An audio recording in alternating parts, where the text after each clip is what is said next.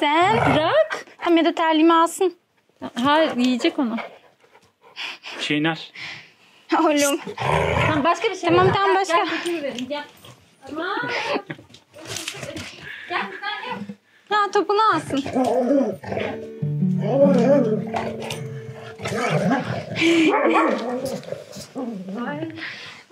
Heyecanlar bayağı.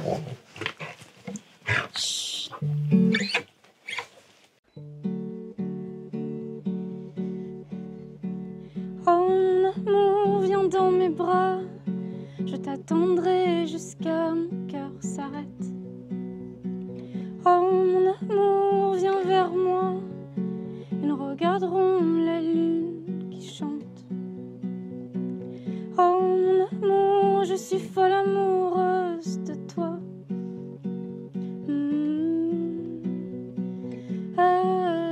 Est-ce le cas pour toi?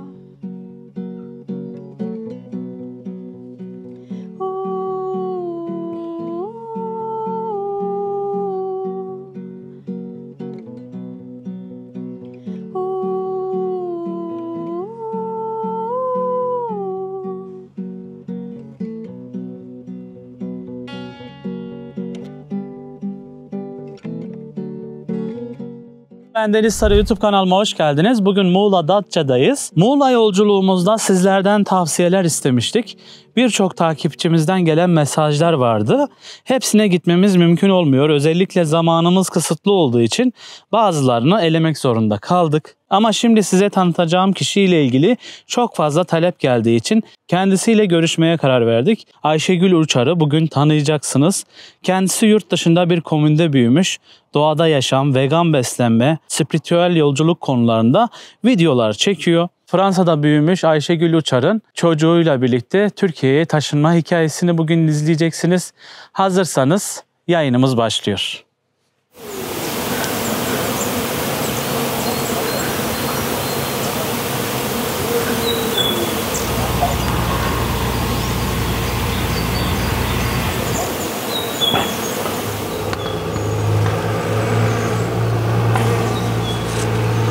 Evet dostlar, böyle bir evde yaşıyorlar.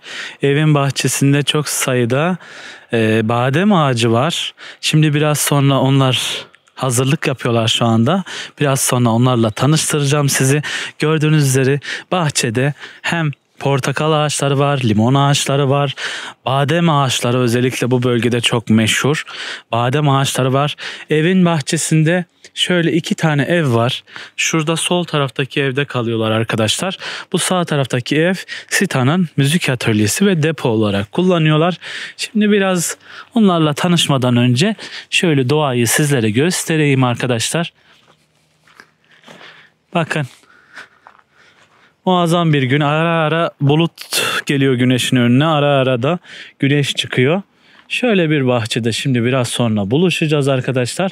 Daha sonra çekimlerimize, röportajımıza devam edeceğiz. Bakın bu yan tarafta badem ağaçları var. Bunlar bembeyaz oluyor.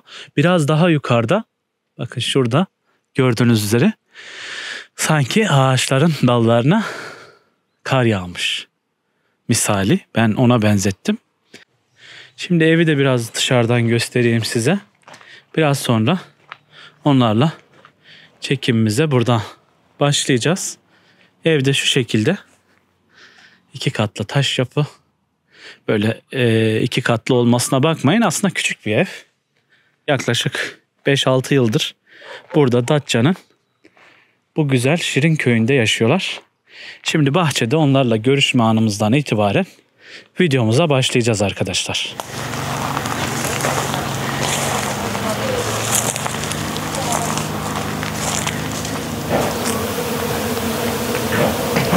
Öncelikle yayınımıza hoş geldiniz. Hoş bulduk. Biz teşekkür ederiz geldiğiniz için. Nasılsınız, iyi misiniz? İyiyiz, çok iyiyiz. Çok şükür. Evet. Bu arada geçmiş olsun. Ay, teşekkür ederiz. Kısa bir dönem önce herhalde trafik kazası mı geçirdiniz? Eylül ayında evet. Biraz korkutucu bir kaza geçirdik ama atlattık çok şükür. Geride kaldı. İyiyiz şimdi. Sizi çok iyi gördüm. Ay, teşekkür ederiz. Sen nasılsın Sita? Ben de çok iyiyim. Teşekkürler. Nasıl gidiyor? Güzel. Aynı. Güzel gidiyor. Evet. Öncelikle kendinizden kısaca bahsedebilir misiniz? İstanbul'da doğdum aslında. 5 yaşında Fransa'ya gittim annemle beraber. Çocukluğumun çoğunu Fransa'da geçirdim. Fransa'nın Alp dağlarında, hep doğada yaşadım. Çoğu zaman yani bir 2-3 sene Paris'te yaşayıp sonra doğaya taşındık annemle. Uzun bir yolculuktan sonra birkaç dünyanın değişik ülkelerinde yaşadıktan sonra çocuklarım da Fransa'da doğdu. 2 çocuğum var bu arada. Kızım 22 yaşında Sita, bir de oğlum var Prem 19 yaşında. 20 yaşına birden hala 19'da kaldım. 20 yaşında olacak. Yakında. Siz de çok gençsiniz ama böyle arkadaş gibisiniz. Ya çok teşekkür ederim. Ben de 47 yaşındayım. 6 seneden beri buradayız. Datça'nın Sındı köyüne yerleştik. Çocuklarla oğlum 2 seneden beri Fransa'ya geri döndü. Türkiye'yi zaten çok seviyorum. Yani çocukluğumdan beri çok seviyordum.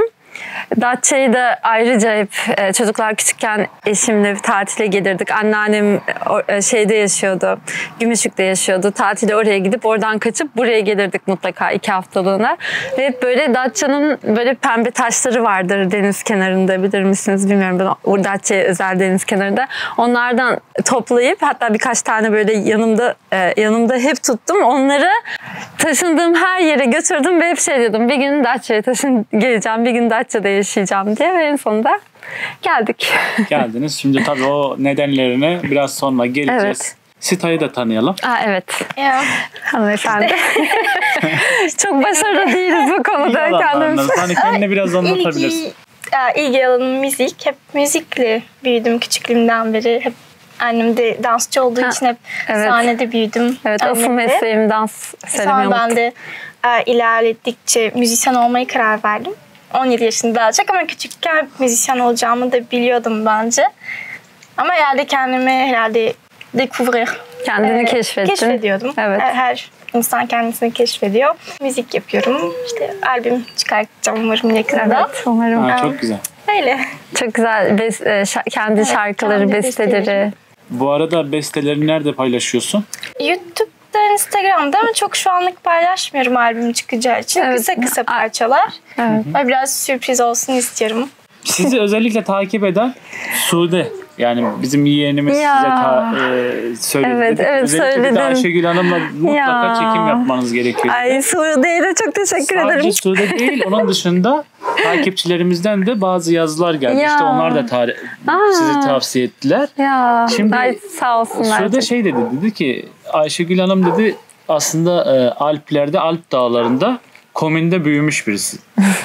Komünde mi büyüdünüz? Biraz bu süreci anlatabilir misiniz? Yani çocukluğumun bir bölümü. Çünkü çocukluğum çok karışık geçti. Hani buraya hiç girersek hiç bitmez. Ama çocukluğumun bir bölümü, uzun bir bölümü. Evet, Fransa'nın İtalya en yakın şehir Nice'ti ama İtalya sınırındaki dağlarda, Alp dağlarında büyüdüm. Küçük bir Saorge diye bir kasabaya yakın hem o kasabada yaşadık hem komünde böyle dönem şeylerimiz oldu. Komündeki hayatım annemle tabii ki küçük kız kardeşim daha sade bir hayat yaşıyorduk. Hani orada elektrik, su asla yoktu. Su tabii derelerde vardı. Yani daha böyle buradaki eski köy hayatları gibi böyle yurtlarda, tipilerde yaşıyordu bazı insanlar.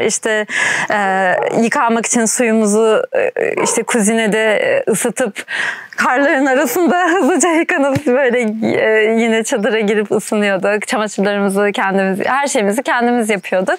Okula gitmek için de oraya yakın Saorge kasabasındaki okula gittim. Yüksek Alp dağları böyle dağlardan böyle küçük patika, çünkü oraya araba da gitmiyordu. Patika yollarından her gün 1,5 saat yürüyüşle böyle gidip geliyordum. Peki, eski köy aslında Türkiye'de de eski köy yaşamına mı benziyor? Komün hayat. Bence öyle, çünkü buradaki... Peki oradan ne farklı? Mesela komün hayatta biraz komün hayatı anlatmanız gerekirse. Mesela oradaki yaşam tarzı nasıl farklılık gösteriyor köy yaşamında? benim hayatıma katan şey doğayı daha iyi tanımama yardımcı oldu. Hani doğayla iç içe yaşadığımız için doğada hayatta kalmayı öğrenmek. Evet, bizim köpekler Gaya. Arkadan fon müzik. Evet, fon müziği eklemene hiç gerek yok. Sana kendi bestesi. Neydi o havlazında yapacak bir şey yok. Evet. Kız yeter. Evet. Şimdi Gaya değil mi? Evet. Gaya'nın sesi de arada bir size gelebilir dostlar. Onun için kusura bakmayın. Evet, şeyde kalmıştık. Siz komün hayatta doğaya, doğanın size bayağı katkısı yani. Doğadan öğrendiniz. Evet, orada şeydi tabii öğrendik. Hani bir arada yaşamak, paylaşmak. Bana getirdiği şey daha minimalist bir yaşamda mutlu olmayı öğrenmek, sadelikte.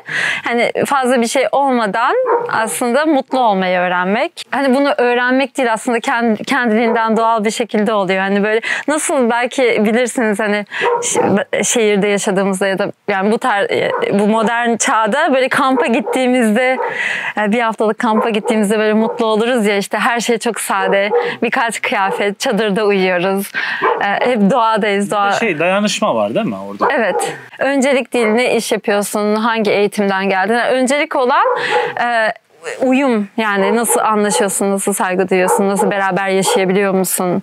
O farklılıklar içinde bir arada yaşayabilmeyi öğrenmek. Mesela Sita'nın müzikle olan ilgisini ne zaman fark ettiniz? Siz mi fark ettiniz? Sita kendisi mi böyle bir şey istedi? Biraz o süreci anlatabilir misin? Herhalde annemden gelen. Yani bence konuşmaya başladığı andan beri müzikle şarkı söylüyordu ve dans ediyordu. Dans ve şarkı durmaksızın. Çok büyük etkisi var sonuçta. Ama böyle arkadaşlarım geliyordu, şey diyordu bana, odadan diyordu ya opera, yani opera şeylerini taklit ediyordu ya da Hint seslerini taklit ediyordu. Yani onları hep duyuyordu. Ve arkadaşlarım hep duyup duruyorlardı. Diyorlardı ki bu galiba müzisyen, böyle operacı falan olacak diyorlardı. Çünkü oynarken bile hep şarkı, hep böyle ve mutlaka misafirler geldi. Bunu gerçi çok belki Türk çocukları yapıyor. Herkesi böyle oturtturup durmaksızın dans gösterileri önlerinde. Şimdi öyle gelmese de küçükken bir dans bitiyordu, bir tane daha diyordu, böyle Hint dansları yapıyordu böyle. Ama onlar hani şimdi bu son seneler çok yapmıyorum ama asıl mesleğim Hint dansları. Hint klasik dansları, Bollywood dansları, kendi koreografilerim.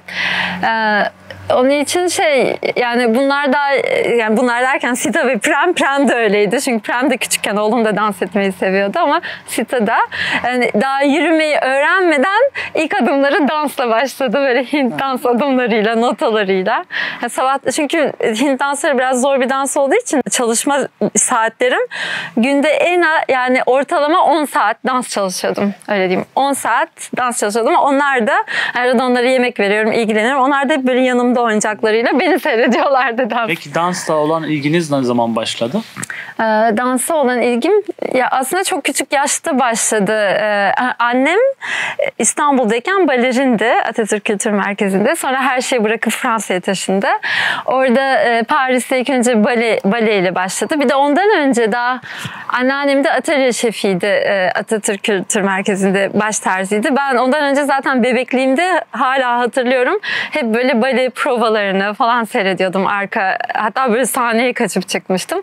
O zamandan beri zaten görsel olarak hep böyle bale, dans. Biraz aileden gelen o sanatsal görüşler insanı etkiliyor değil mi? Kesinlikle. Hani mesela aileniz sizi etkiledi. Evet. Siz de Sita'yı etkilediniz. Evet. İster istemez, evet. İnsan çünkü hangi yolda yürüyorsa yani onu katabilir çocuğuna. Aslında çocukluğumuzdaki senaryolar neyse, ne gördüysek onu tekrardan yaratıyoruz günlük hayatımızda. Yani. Peki Sita normalde okula gitmeyen birisi. Evet. Bu da Türkiye'de çok yadırganan bir şey. Evet. Hani siz dediniz ya biraz önce biz kendi aramızda sohbet ederken insanlar bunu çok yadırgıyor. Ama yurt dışında bu aslında çok yaygın. Evet, yaygınlaştı. Evet. İnsanlar okulda değil de evde eğitim verebiliyorlar. Evet. İlgi alanına göre, mutlu olduğu Kesinlikle. bir alana göre yetişmesi gerekiyor. Evet, ilgi alanına göre. İlgi o çok doğru. Mesela Sita'nın ilgi alanı müzik Evet. alanında ilerliyor. Evet. Biraz mesela okula gidip gitmemek senin eğitimin önünde engel mi? Yani Benim biraz için onu anlatabilir misin? Benim için hiç engel olmadı çünkü sanatla ilgilendiğim için, yani hayatımdaki en iyi karar olabilir okula gitmemek benim için. Yani Zaten beni mutlu eden bir şey oldu yani. Çünkü Bunun sayesinde daha çok müziğin içine girebildim. Kendimi daha çok bulabildim. Müzik eğitimi peki alabiliyor musun? Müzik eğitimi kendim öğreniyorum. Kendim başıma. Çok küçük yaşta zaten müzik eğitimleri aldı. Konservatuvar okumuştum Fransa'da ama sonra hem taşındığımız için bırakmıştım ve zaten çok sevmemiştim. Çünkü müzikte bana göre fazla kural vardı. Nota böyle şöyle ve bana göre müzikte çok tabii kural vardır da özgürdür yani daha rüzgar gibi böyle şey yoktur yani böyle her şey böyle değil. Herkesin tarzına göre değil mi? Evet yani bu benim düşüncem Kulağın tabii. daha herhalde müzik kulağın evet. daha mı ağır basıyor? Notalara göre değildi. Yok daha çok kulaktan genellikle hep çalıyorum. Böyle. İçimden nasıl geliyorsa. Evet. Bir de Hint notalarını da Hangi çalgıları öğrenmiştim. çalıyorsun? Gitar çalıyorum. Sonra birazcık piyano çalmıştım. Sonra biraz bateri. Sonra birazcık keman. Evet. Tabla. İlk En çok öğrendiğim ağır basan hangi alet oldu? gitar şu an. Gitar mı? Evet. Ne güzel. O da En son 17 konu. yaşımda daha çok yaptım. 14 yaşımdayken bir hafta yapıp sonra pes etmiştim. Ama sonra evet daha çok gitar ve yavaş da ud öğrenmeye çalışıyorum. Şunu da eklemek istiyorum. Hani ilk müziğe başladığında Hint müzikleriyle başladı. Hint notaları, tabla ve o Hint notaları aslında biliyor musun bilmiyorum ama çok daha kompleks. Hani klasik müziklerden, Batı müziğinden çok daha kompleks ve aralarında hep sonsuz notaları olan bir müzik. Hani daha zor bir müzik. Hani o kulakla başladı aslında müziğe. Sonra işte Evet, onun da etkisi oldu şu an. bence büyük bir etkisi oldu. Daha doğaçlama ve daha özgür çalışabilmen için. Evet, çok güzel. Türkiye'de yaşamaya nasıl karar verdiniz? Hani çocukluğunuzun tabii ki bunda büyük bir etkisi var. Ama bizim ülkemizde, işte Türkiye'de insanlar iş bulamadığı için ya da gelecek kaygısı duyduğu için genelde yurt dışına gitmeyi planlıyorlar. Yurt dışında daha rahat iş bulurum, daha iyi sosyal koşullar vardır diyerek yurt dışına gittiler. Ama siz Türkiye'ye tersine göç ile geldiniz ve burada Datça'da bir köyde yaşıyorsunuz. Bu karara nasıl verdiniz? Bu kararı hala kendime soruyorum. Yok. Yani şöyle aslında gerçekten daha çok kalbimi dinledim. Öyle diyeyim. Çünkü çocukluğumdan beri ben Türkiye'ye aşıktım. Yani gerçekten Türkiye'ye aşıktım. Her tatile geldiğimde ve geri döndüğümden önceden de demiştim. Bir annem artık şey diyordu. Bir daha asla gitmeyeceğiz. Kendine gelemiyorsun. Yani bir ay boyunca her gece böyle ağlardım. Türkiye'de yaşamak istiyorum Türkiye'de. O böyle içimde kaldı. Yani Türkiye'ye böyle bir hasret. Özlem. Evet vardı. Ki burada hep büyümeme rağmen. Sonra işte büyüyünce de yani sonra da öyleydi. Hani çocuklar doğduktan sonra da hep böyle Türkiye'de ve denedik. İlk önce İstanbul'da geldik. Biraz İstanbul'da yaşadık. İşte orada biraz okula gittiler aslında çocuklar. O da ilkokuluna Kadıköy. Evet. Sonra bıraktılar. Kendileri devam etmek. Yani tabii ki ben beraber hani baktım ki mutlu değiller.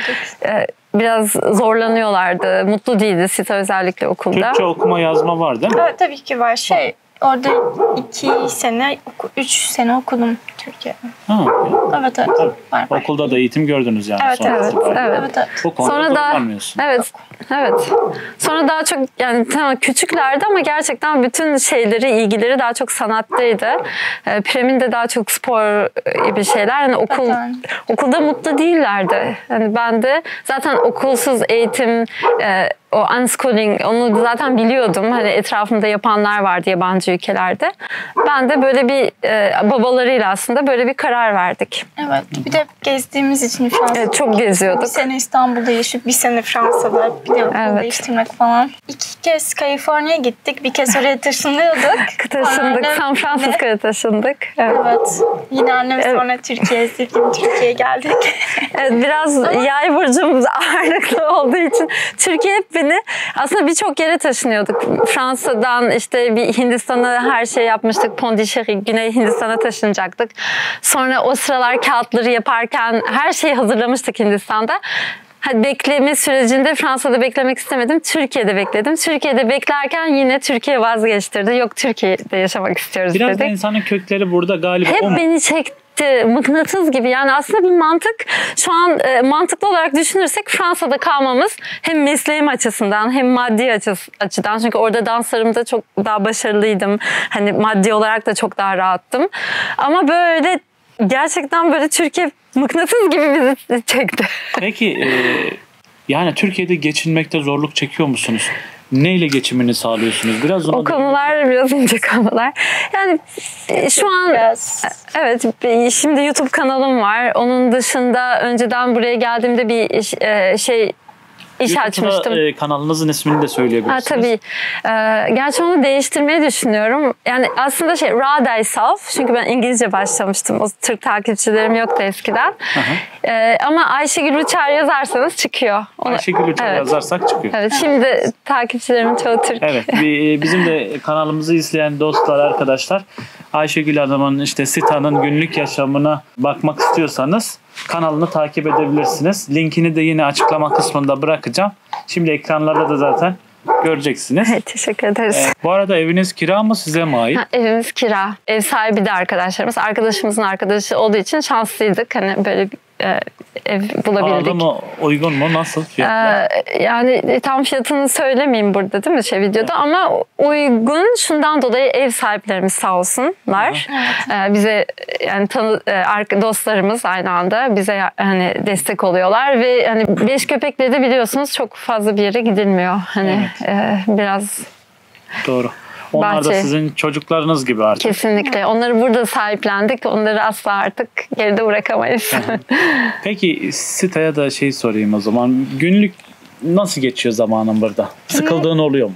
Sıkıldım çok olmuyor. Gerçekten müzik çalıştığım için. Sen sessiz sakin hayatı seviyorsun anladığım kadarıyla. Evet, seviyorum bayağı. Bir de sanat, yani müzik yapınca insan sakinliği Bir bence de ihtiyacı var. bir uğraşım var yani. Evet, bir evet. hobim var. Evet o yüzden. Daha doğrusu bunu meslek haline getireceksin dengelemek belki. lazım bence sosyal hayatı ve daha yalnız olabilmek. Yani, Şehir hayatını da seviyorsun şehir aslında hayatını bazen. seviyorum. Gidip Daha gelmeyi seviyorum. eskiden çok sevmiyordum. Daha çok şimdi sevmeye başladım. Evet. Ama yalnız olmayı da bence öğrenebilmek bence iyi bir şey. Çünkü böyle olduğu zaman hem nasıl desem, şimdi bilim kelimelerimi bulamadım da güzel bir şey yani. Peki burada Daha arkadaşın yaratıcı, var mı evet. Datça'da? Birkaç Görüştüğün tane. böyle samimi olduğun arkadaşlar. Evet, bir tane var. Bir tane Evet, birkaç, yani çok yok. Gerçekten ben çok evden çıkmıyorum. Yani burada. Arkadaşım annem diyorsun. Evet. Evet. köyden Komşularım. komşularımız var. Sita onları çok seviyor. Hep bana Evet, akşamları beraber yemek Kadın. yapıp okey oynuyoruz. Evet. Oo, çok- Onlar oynuyor. oluyor. Ben uyukluyorum. Yanlarında yorgun oluyorum genelde. Güzel yani. Sanatla ilgileniyorsun zaten. Evet evet. Bundan dolayı da canın Evet. sıkılmıyordur Evet, yani. zaten Niye şu sıkılsın an ki? müzik Daha işine sık. başlayınca zaten daha İnsanın bir çok... uğraşı oldu mu, hele ki sevdiği bir şeyi Evet, yaptığı evet. zaman sıkılmaz yani. Evet. Peki siz böyle yoga türü şeylerle de uğraşıyor musunuz? Meditasyon. Evet. Annemden dolayı meditasyonu öğrendim. 9 yaşında başladım. 8. Ondan önce de böyle değişik meditasyonlar araştırıyordu annem. 9 yaşında bizim yaptığımız Hindistan'da bir hocamız var. Yaptığımız bir meditasyona girdik. Meditasyon okuluna da gittim küçükken. Evet, çocukluğumdan beri yani meditasyonun içinde büyüdüm. Yani Hint kültürü ve meditasyonla büyüdüm. Yoga'da zaten yoga aslında bizim için, hani Hint dansları için bir ısınma, bir de meditasyon için de bir meditasyona hazırlık olarak yoga'da her zaman vardı hayatımda. Peki bu spiritüel doğaya dönüş, doğayla birlikte yaşama. Evet, yani özümüzde Evet. Sita'nın dediği gibi hani aslında yalnız olduğumuzda yalnız olmadığımızı anlamak. Hani her şeyle bağlantıdayız aslında. Doğa. İşte onu arıyordum. Evet. Bulamadım. Doğada, hayatta, kendi özümüzde. Fark ediyorsun ki her şey canlı, etrafındaki her şey canlı. Aslında dünyanın bir ruhu olduğunu fark ediyorsun. O zaman diyorsun ki aslında yalnız değilim ve bunu fark edince aslında insan diyorsun ki wow, hayat çok güzel. Çünkü hepimiz birbirimize bağlıyız. Görmesek bile aslında bir elin parmakları gibi aslında. Biz aslında bu doğanın bir parçasıyız. Kesinlikle. Hani insan hep sürekli doğada en üstün canlı olarak kendini görür ya. Bundan Evet. dolayı doğaya zarar verir. Evet. Kullanır. Yok eder, üstünlük yapar. Üstünlük kurar sürekli. Zaten geldiğimiz noktada da bunu... O da aslında o ruhsallıktan uzaklaştığımızda ego öne çıkıyor. Ego benliğimiz öne çıktığı için. Ama ruhsallığa geri döndüğümüzde, özümüze geri döndüğümüzde o kaynakta zaten bunu yaşıyoruz. Bunu fark ediyoruz. Bir de videolarınızda Mesela Sita'nın videolarında da anlattığı böyle şey var. İşte vegan yemekler, vegan hayat. Ona nasıl adım attınız? Vegan olmaya ne zaman karar verdiniz? Ben doğuştan beri veganım. Öyle mi? Evet. Annem de 5 yaşından beri. Annem vegandı, beni öyle büyüttü ama hani büyüdüğümde de belli bir yaştan sonra hani kendi kararlarımı verebilecek yaşa geldiğimde de benim için çok anneme hala teşekkür ediyorum. İyi ki bu yolu seçti benim için. Çünkü benim özüme, benim hani kalbime çok yakın bir yaşam tarzı. Hani Peki vegan yaşarken bu fiziksel açıdan insana hani o vitaminleri, mineralleri nasıl dengeliyorsunuz?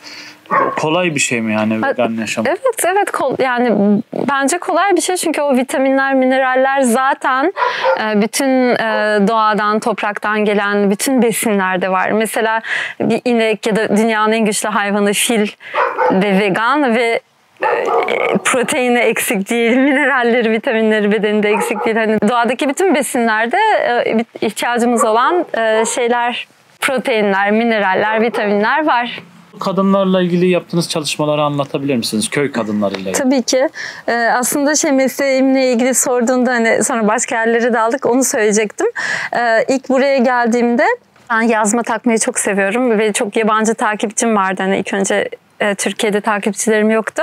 Hep kadınlar da bana soruyordu bu yazmaları. Sonra düşündüm hem bizim için hem köydeki kadınlara da yardımcı olacak. Hani köyümüze destek olacak. Hani buraya gelmişken bir şey getirelim. Ne yapabiliriz diye düşündük. Değişik desenli yazmalar, değişik oyalı yazmalar. Böyle doğal yazmalar yaptık. Hem köydeki kadınlara yani böyle bir bereket döngüsü yaratmak istedik. Başta birkaç saat boyunca komşumuz geldi. Birkaç sene boyunca güzel işledi ama sonra Türkiye'den yabancı ülkeye yollama masrafları. Feridun gel.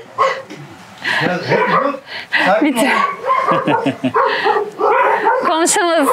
Merhaba. Çok sevdiğimiz komşumuz. Hoş geldiniz. Hoş bulduk. Nasılsınız? Sağ olun. Teşekkür ederim. Sizler nasılsınız? Ben de iyiyim. Teşekkür ederim.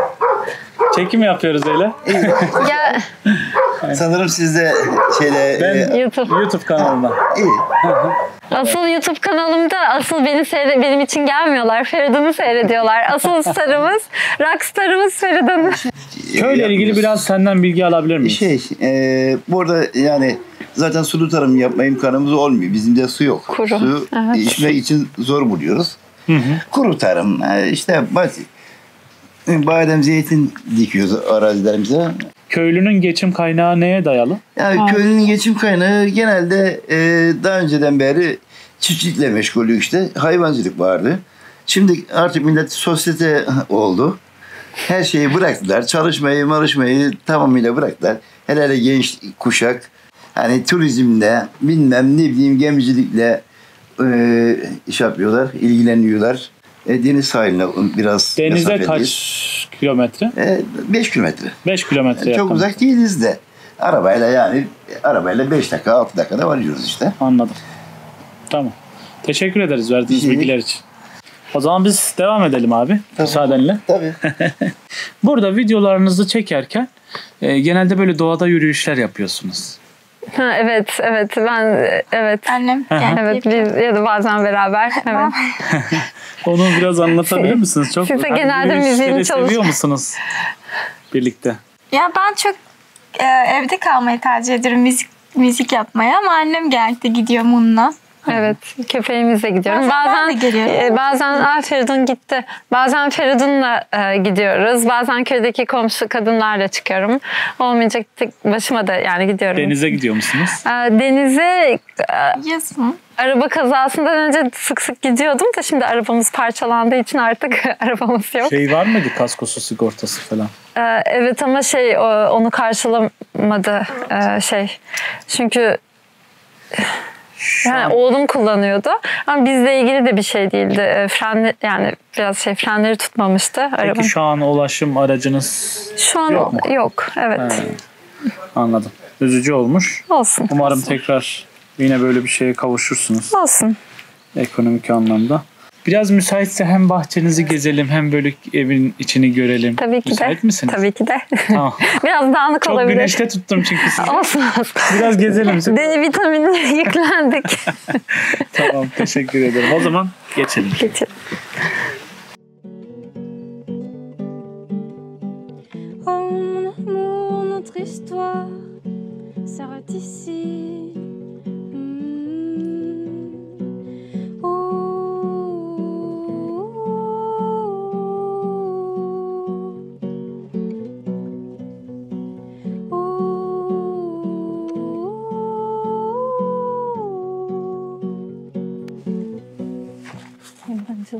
Bu da pembe sanki çıktı.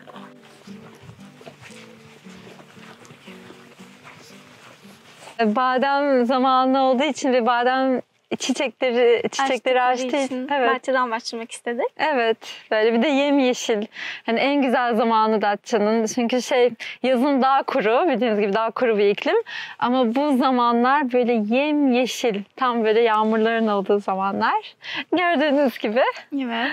Ekşi otlar da ben çok seviyorum. Şu ekşi otların sarı sarı çiçekleri çıkıyor. Burada limon ağacımız. Bu limonla mandalina karışımı.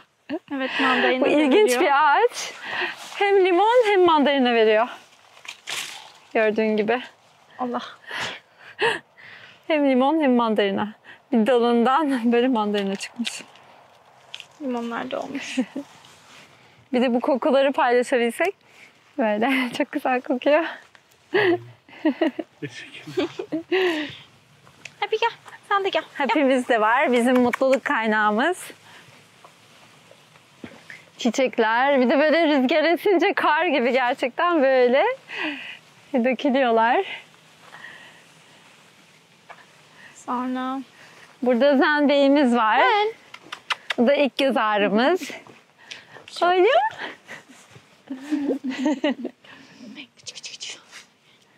Arılar da çoğaldı. Böyle çiçekler açınca arılar da çoğalıyor. Ve çiçekler bal gibi kokuyor. çok güzeller. Evet, çok çok çok güzeller.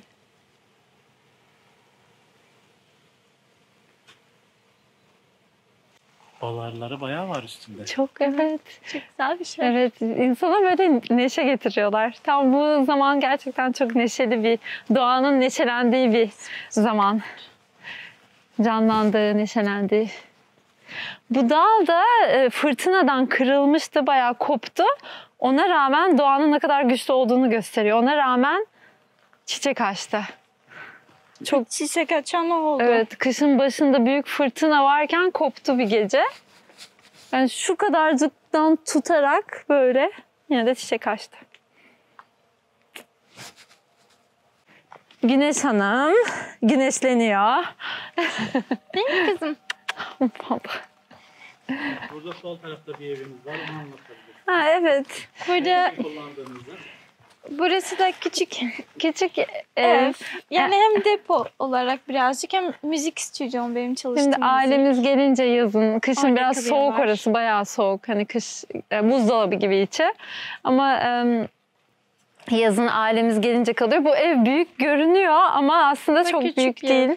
Hani 2 tane küçük odası var yukarıda. Bir salon, mutfak. Evet. Taşları kalın olduğu için öyle büyük görünüyor. Bu da yani bu bayağı küçük. Evet.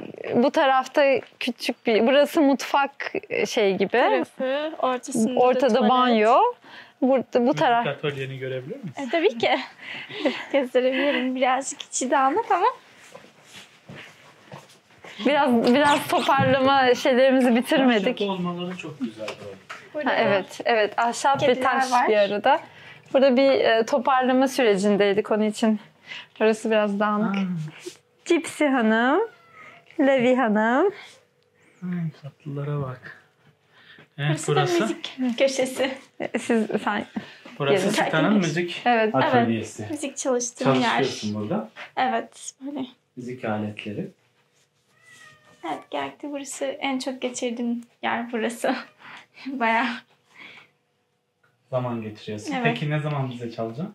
İstediğiniz zaman çalarım. O zaman bir gezelim. Evet, öyle. Sonra sizden Tamam. Tamam, öyle yapalım. Süper. Burası böyle 2 gözden oluşuyor. Evet. Burası bayağı Depo bir... olarak kullanıyorlar. Evet. Müzik yapıyoruz. Yazın buraya toparlıyoruz. Hani yatakları açıyoruz. İşte ailemiz gelince onlar da babamlar, annemler falan, kardeşlerim. Tiger. Nerede girmek istiyor? Kediler de bizi gezdiriyor. Burası da ev. 2 katlı bir taş evimiz var. Evet. Katlı. Burada da bahçemiz var. Oraya normalde bahçe yapıyorduk ama yapamadık bu sene. Evet, bu eski arı kovanlarını kullandık. İçlerine bir şeyler ekiyoruz. Maydanoz, nane. Evet, yeşillikler. Bekliyorum. Girmek istiyor musunuz? Gelin. Hopla. Gel Tiger, sen de gir. Dışarı mı çıkar? Yukarı çıkmadan yukarısı yatak odası Yatak var odası, zaten. evet. Yukarıya çıkmasak da olur. Olur. Üst katta 2 oda mı var? Evet. Gel ya. Gaya'yı çıkartalım mı? Dışarı. Çıkarmayın. Biz çıkarız şimdi. Şimdi burada bir sobanız var, şömineniz var. Şömine çalışmadığı için Evet, şömine çalışmıyor. O böyle evet. Eski bir sistem, çok iyi çalışmıyor, ısıtmıyor yani. Nasıl kışın burada ısınabiliyor musunuz? İyi mi yani? ısınıyoruz. Kuzineye yakınca çok güzel ısınıyor. Ama yakmazsak taş evi olduğu için çok soğuk olabiliyor. Şimdi biraz sıcak ya, kuzineyi çok yaktığımız için ev ısındı. Yazın nasıl buralar? Yazın çok sıcak. Evet, yazın sıcak, bayağı sıcak. Taş olmasına rağmen çok sıcak. Evet, çok sıcak. Allah. Bu taraf böyle oturma alanı. Bu Evet. taraf da mutfak kısmı. Mutfak. İçerisinde çok güzel dizayn edilmiş. Teşekkür ederim. Gerçekten. Kedilerinizle, köpeklerinizle. Evet. Bu arada kaç kedi, kaç köpeğiniz var mı? 3 Üç kedi, kedi. 5 köpek. Zaten şöyle bir tatlış. Levi yanıma. Ben de sinirlendim mi dedim. Çok yumuşaklar karakterleri. Bu anne, 2 çocuğu var. Bir oğlu, bir de kızı da var demin. Bu mu anne? Yok, anne Bu anne burada. Bu? Bu oğlu. Oğlu. Tiger Bey. Çok yumuşak. Karakterleri çok yumuşak bunların.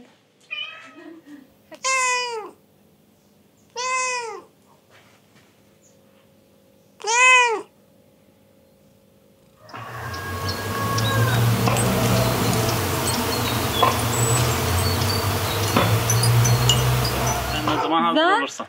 Sen bırak. Hem de terliğimi alsın. Hayır, yiyecek onu. Çiğner. Oğlum. Tamam, başka bir şey. Tamam, başka. Gel götürü verin, gel. Tamam.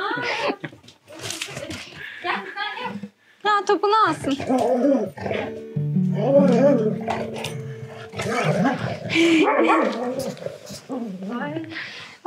Heyecanlar bayağı.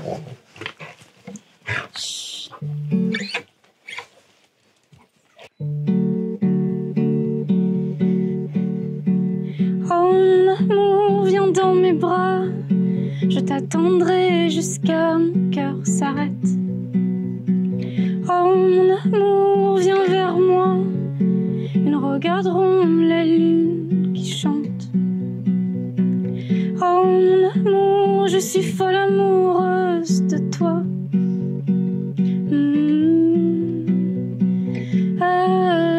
Est-ce le cas pour toi?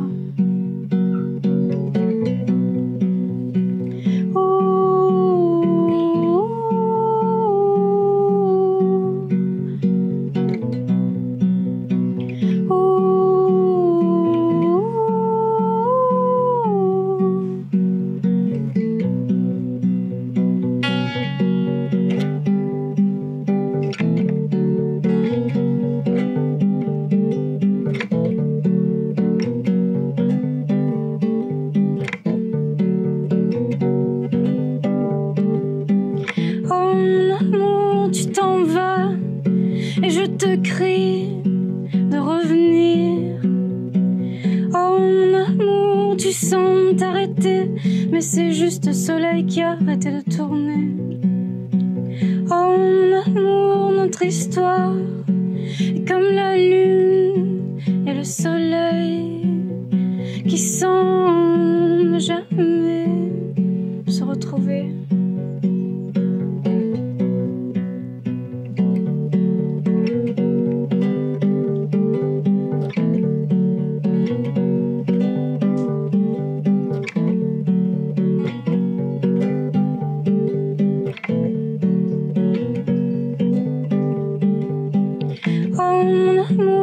Notre histoire s'arrête ici.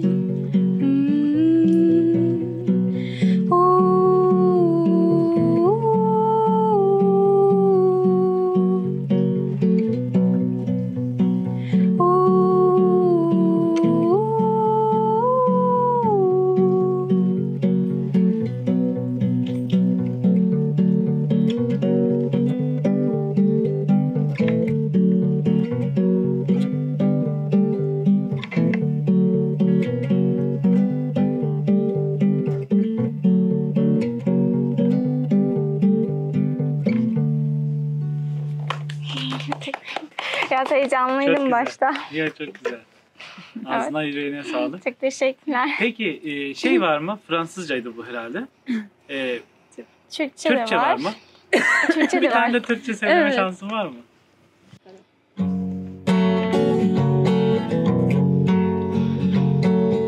İstanbul'un sokak arasında tanışsaydık hikayemiz bambaşka olur muydu? Toi qui vois, toi qui écoutes, vois-tu mon cœur qui bat pour toi? Je sais c'est peut-être stupide, mais je t'aime. Toi qui vois, toi qui écoutes, vois-tu mon cœur qui bat pour toi? Je sais c'est peut-être stupide, mais je t'aime. Gözlerinin bana baktığın anda kalbimi aldı. Ellerinin değdiği anda delirttin. Tanışmamış gibi yapsak sokak arasında, hey benim adım şu, sanki nedir? Bilsem desem yalan olur mu? İlk bakışta aşk desem yalan olur mu? Belki olur hikayemiz, belki başka bir zamanda olur.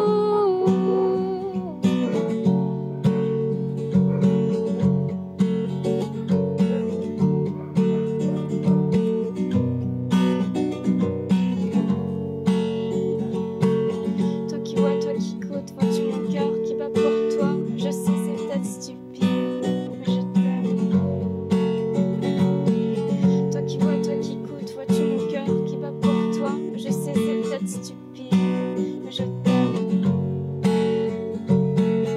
İstanbul'un sokak arasında varsam, je t'aime. Saçma olur mu? Çocuksu olur mu? Bilmiyorum, belki yollarımız ayrılmak üzere. Şu an bizim, bu akşam bizim, sadece burada ol, yalandan da olsa. İstanbul'un sokak arasında tanışsaydık hikayemiz bambaşka olurdu. İstanbul'un sokak arasında tanışsaydık hikayemiz bambaşka olurdu.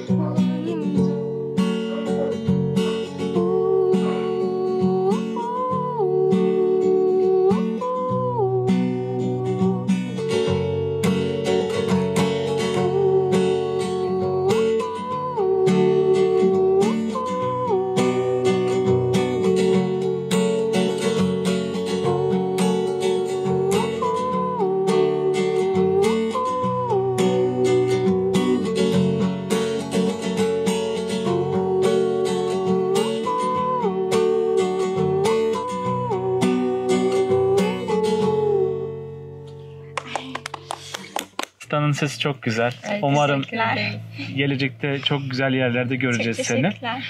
Sana ulaşmak isteyen, senin sosyal medyada takip etmek isteyenlere Evet, tabii paylaşmak ki. istediğin hesap İsmim Sita Gülroz diye Instagram'da, YouTube'da da öyle. Hı hı. Oradan ulaşabilirler. Sita Gül Roz Evet. diye geçiyor. Ben onları ekleyeceğim yine şimdi açıklamaya. Sizin? Benim Ayşegül Uçar diye geçiyor evet, ama Raw Thyself yazılıyor. Çünkü başta İngilizce yani sonradan Türk takipçilerim geldiği için öyle kaldı. Raw Thyself. Ayşegül Uçar yazdığınızda İkisini de yazsanız da Evet, bulabiliyorsunuz. aynen. Hem öyle, Instagram'da hem Evet. YouTube'da bulabiliyorsunuz Evet. arkadaşlar. Evet. Sizin söylemek istediğiniz bir şey var Benim mı? söylemek Bugün için. istediğim, bugün için teşekkür ederim. Evet, çok Deniz, teşekkürler. sana çok teşekkür ederiz. Ben Geldin. teşekkür ederim. Emeğine sağlık, ayaklarına sağlık.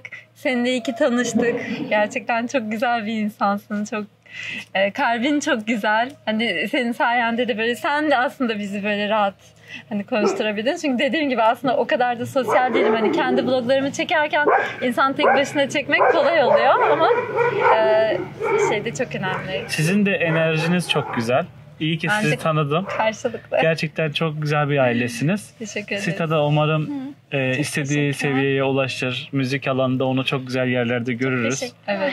Her şey için çok teşekkür ederim sizlere. Biz de çok teşekkür ediyoruz. Senin takipçilerine de çok teşekkür ediyoruz. Evet.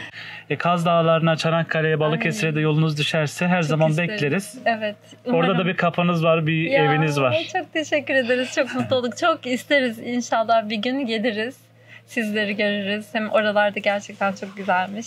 Evet. Böyle sizleri de ziyaret etmek isteriz. Yaşam ortamınızı, yaşadığınız yeri. Tabii ki. Her Köyümüzü. zaman bekleriz.